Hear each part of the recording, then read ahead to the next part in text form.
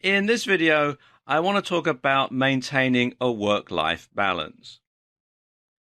Now, it's very difficult and very important to maintain an adequate work-life balance. It's important that the scales in your life are balanced properly, because if they get out of balance, and in particular, if the work side ends up being heavier than the life side, you're going to find yourself stressed, you're going to find yourself burned out, you're going to find yourself irritable. So you need to maintain an adequate work-life balance. You need to make sure that both sides of your life, your work life and the rest of your life, are in balance and in harmony. Now, of course, this can be easier said than done, especially if you're an entrepreneur or you run your own business. And if you work from home, then that's even harder, because when you're at work, you're always at home, and when you're at home, you're always at work. So what I want to do in this video is give you 4 tips for maintaining a healthy work-life balance. Okay, tip number 1. You want to stick to regular working hours, particularly if you're an entrepreneur and particularly if you work from home. It can be very difficult to stick to regular working hours. You sort of work away and you can lose track of time, and you can think to yourself, well, gosh, I've got to get this done. I've got to get this finished. I've got to get this out to the client. And you find that you end up working different hours all the time. Now, it's okay to do overtime every once in a while, but as a general rule, you should set yourself a regular home time.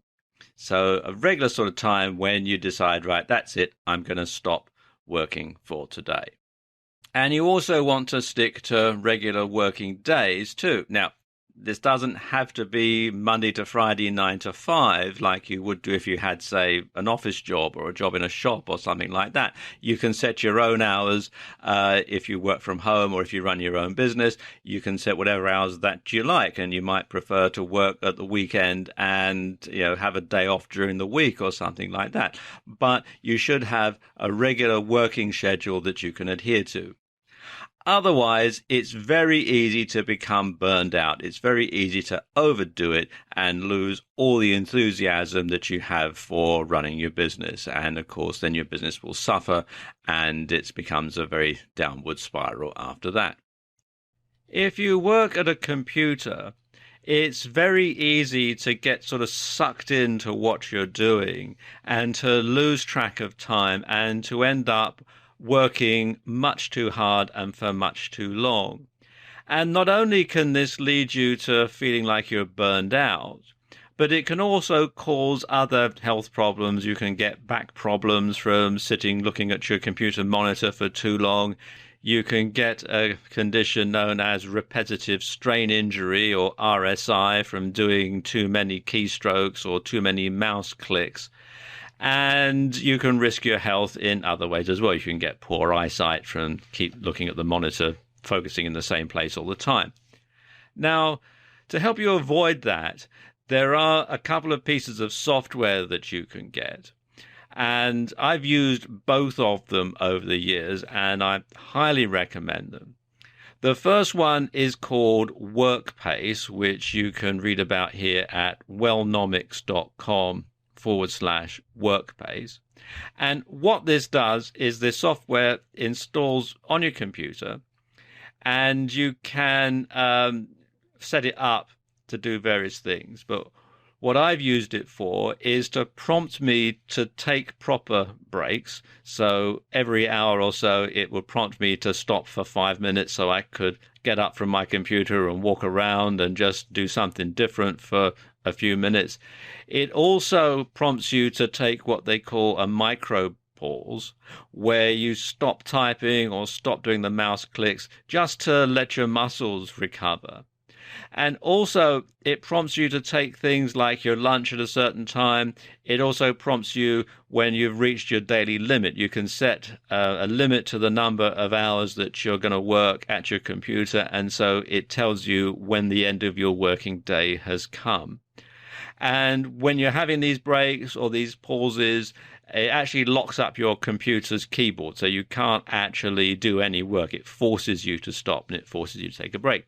Now, Workpace is a paid-for software, though at the time that I'm making this video, there is a free trial.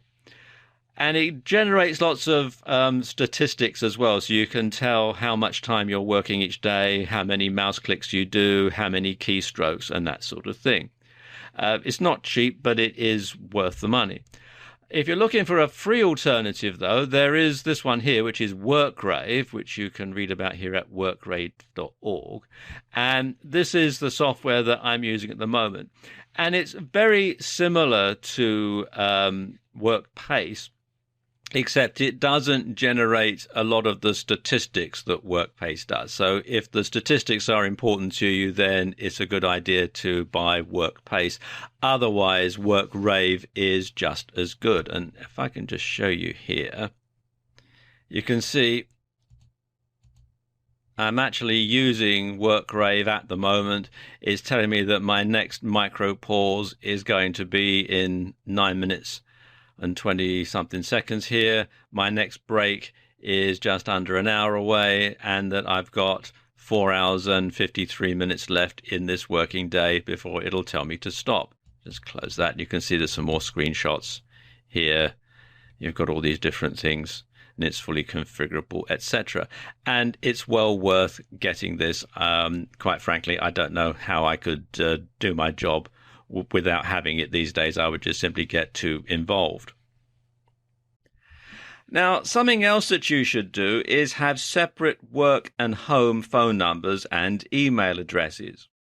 Now, when you do that, you're not going to be distracted by domestic issues during working hours, and you won't have to deal with clients out of hours. So you're not going to have friends phoning up for a chat while you're at work, and you're not going to have clients phoning you up at odd hours because they know that you're at home and therefore you're going to be able to be reached. When you have separate numbers, you're going to be able to keep your work and your home life completely separate in that way. Now, your phone company can easily install a second landline, and you can get a cell phone with 2 SIM card slots, so you can have 2 mobile numbers. Now, if you work from home, you should have a home office. Ideally, this should be a completely separate room, somewhere that you use for work and for no other purpose.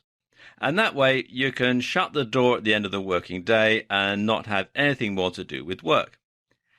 If your home isn't big enough, then you should have somewhere, a corner of your living room, say, that you just use for working in and for nothing else. You can keep that whole part of your life completely separate.